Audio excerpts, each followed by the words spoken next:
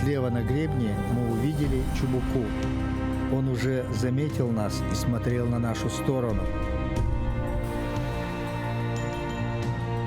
Дальномер замерз, расстояние придется определить на глаз. Баран уходит, надо стрелять. Решили, примерно 500 метров.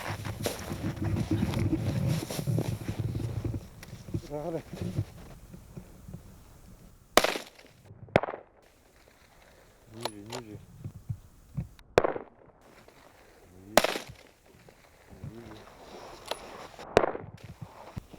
Все, ушел. Как я понял, мы совершили две ошибки. Первая ошибка: находясь в распадке, мы забыли про ветер, а наверху сильнейший ветер. Вторая ошибка: неправильно определили расстояние, подвел глазомер. В горах это дело частое.